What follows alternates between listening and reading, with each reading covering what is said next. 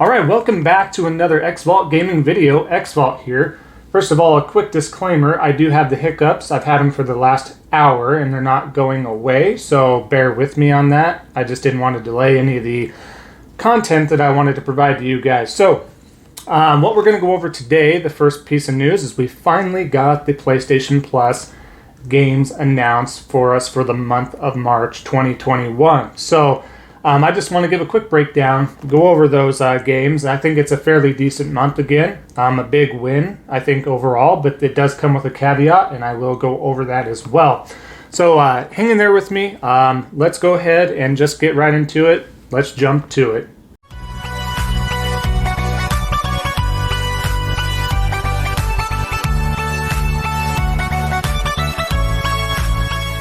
All right, so let's go ahead and get to the first game, the biggest game on the list, in my opinion, obviously is, but it is Final Fantasy VII Remake. So yes, all the PlayStation 4 and PS5 users will get the PS version of Final Fantasy VII, the remake.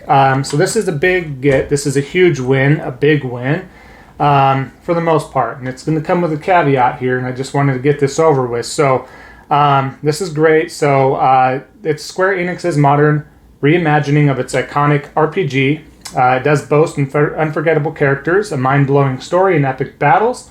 Return to the city of Midgar as Cloud Strife, former member of Shinra's elite soldier unit, now turned mercenary, lends his aid to the resistance group Avalanche, initially executing daring raids against Shinra to fight back against its planet-threatening machinations. Cloud and his comrades are unaware of the epic consequences that await them. The story of this first standalone game in the Final Fantasy VII Remake project covers up to the party's escape from Midgar and goes deeper into the events occurring in Midgar than the classic original. So, here's the note. It does say, please note, and this is all going to be through the PlayStation blog, by the way. It does say, please note that the PS version of Final Fantasy VII Remake available to PlayStation Plus members is not eligible for the PS5 digital version upgrade. Now, if you did outright buy Final Fantasy VII Remake, you will be eligible for that free upgrade, which I spoke about in my previous video, so go check that out. So it goes over the details. And honestly, it's not a bad deal, because you know they had to fork out some sort of money to put this on PS Plus for everybody else, right? So if you did not jump on the bait or jump the shark, so to speak, in getting this game, the hype was there. The hype is real. It's a great, phenomenal game. My game of the year. In a previous video, I mentioned this, but my game of the year of 2020. Super fantastic. Such a huge win. So if you did somehow miss out on it, or maybe thought it wasn't your cup of tea, I do implore you to check this out. So go ahead and do that. But if you're really worried about that upgrade, so you can play the upgraded version and all of that, you know, it's on sale right now, almost everywhere for $30, $29.99 for a lot of places. So go check that out. That's a small fee. Maybe you could check this out, put about 3-4 hours into it. You're going to know if you're going to like this game a lot or not, if you don't already know that, of course. So $30 isn't a lot, and then you're just ready to go. But if not, and you're just content with just playing this for now, so be it. That'll be fine. I'm sure Final Fantasy VII Remake will eventually get down to $20 or so. So, yeah, that's your first game there. So let me know what you think. Is that the huge win? I think it is for the rest of the folks. Clearly, I already own it, but I'm very happy that everybody else gets to try that out. Next on the list, we do have Remnant from the Ashes, the PS4 version, and via backwards compatibility through PS5 as well. So in this third-person survival action shooter, you play as one of the last remnants of humanity attempting to retake a world overrun by monstrous interdimensional invaders. Venture into dynamically generated worlds alone or with up to 2 other survivors, scavenging for supplies and modding your equipment to strengthen your chances of survival when tackling over 100 deadly varieties of enemy and battling epic bosses. So this does look good. I had my eye on this back in the past and never went back to it due to my backlog. But looks really good. I think this is a huge win, a huge get for the fans of this series possibly. Or if you had your eye on it like myself, you're clearly going to be looking into that. So I think that's a big deal. So both of those games, fantastic, makes it a phenomenal month in my opinion. These other two items are a caveat to yourself, just thrown on there, but it is 4 games nonetheless, not 2, not 3, but 4. We get 4, which is also great. You'd think that with getting Final Fantasy VII Remake, we would get that and maybe one other game, if not just that. So I don't know I get ahead of myself, sorry.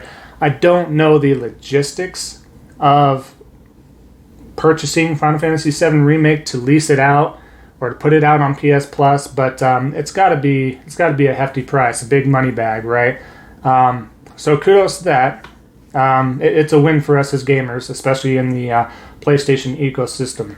So moving on from that, we do get a puzzle game. This is PS5 only. It's called Makut or Makut. Don't know how you for sure pronounce that. All that is tiny and is simultaneously huge in this intriguing first-person puzzler designed around an Esther-esque, I guess is how you say it, recursive simulation. Making its PlayStation 5 debut as part of next month's PlayStation Plus lineup, Makut sets you in the center of a world and the rules of which are very different from our own. Solutions to puzzles require you to twist the world recursively, manipulating the landscape of the diorama. We'll see those changes mirrored into the life-size versions that surround you. If you get perplexed by a puzzle, you can call up PS5's Game Help, which is those cards, of course, on the screen, for helpful hints to solve Makut's tougher conundrums. So, I'll be honest, not up my alley. I'm not a huge puzzle guy, but for those that are, I think this is up your alley, and I think it's interesting, for sure, and it definitely doesn't hurt. Put out the differences in that lineup. So if you're interested in that, there you go. You like puzzle games, you like puzzle solving, this is right up your alley. So enjoy that game. Next on the list, the final one, is a VR, PlayStation VR, and it's Farpoint. And this game here is stating that master an arsenal of weapons to keep yourself alive on a hostile alien world in this free-roaming first-person PSVR shooter. Optimized for the PlayStation VR aim controller and fully playable with a DualShock wireless controller, strike out towards your crashed space station solo or even with a friend in online co-op. Trade alien threats for testing each other's skills in a variety of versus game modes. And these games will be available April 5th, 2021. So this is one I for sure had my eye on, Farpoint. But I am waiting just to get the VR2, the next version of that, and we'll see what happens. So this game looks really good. It got pretty good reviews overall. The fact that it has co-op, and I like the little gun mechanic on there, just looks really good. The gameplay is pretty solid, and especially for a VR game. So, wow. That gets thrown in there. That's pretty cool, in my opinion. The game does look really, really good, and I can't wait to get my hands on it one way or the other to try this out again. I know I got rid of my original VR because of all the wires, and I just did not want to set this up back and forth, but that's a whole nother topic for another video. So this will be backwards compatibility to the PS5, and I'm sure with the PlayStation VR too. So it should be a great game, but nonetheless, all 4 games are going to be out April 5th, like I said. I think it's another crazy good lineup. Somebody today in the comments section on another thread somewhere did say, oh, finally Sony making it up for all these past months for the games that they've been offering. And I'm like, mediocre or making up what? This has been 2020 out of anything and everything that's happened in 2020. One thing I can say or tell you for sure is the PlayStation Plus lineup has been stellar, from Resident Evil 7 to Fall Guys to Just Cause 4 to this and this and this. There's so many games on there, so go ahead and check out that list. I won't name it right now and make the video even longer, but go check out that list because it is just a really good year for PlayStation Plus games that were delivered to us. Pretty much home runs the whole way through. A couple of them not so much, but for the most part, this has been a really good 2020 and now 2021 for what we've gotten for PlayStation Plus games. So Definitely check all that out. But let me know if you're excited for these games coming out. Is it right up your alley? Are you really intrigued by Final Fantasy VII Remake that you're able to play finally? If you don't already own it, let me know. And then a quick PSA that go ahead, and you have just a little bit of time left, but from last month's PlayStation Plus downloadable games, which is PlayStation All-Stars, as well as a couple others there as well. So Concrete Genie and Control Ultimate Edition, which was a phenomenal lineup as well there. So last PSA to go ahead and download those games if you haven't even added those to your library.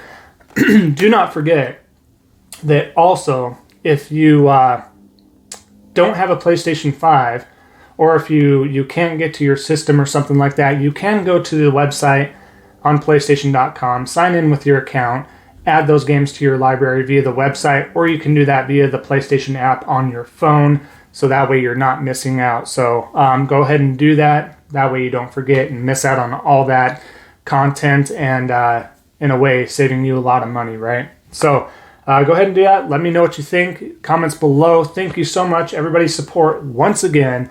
Every like, comment, subscribe, turn on those post notifications. That really helps me out so much. So thank you all very much.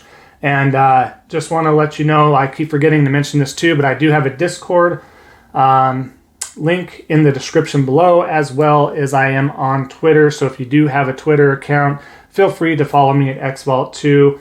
And that is also going to be provided in the description for this video as well. So if there's any other comments, suggestions as well, feel free to throw that my way, or throw it out my way, and I'll be sure to respond, and to the most I can anyway. So thanks again for following us through this entire video.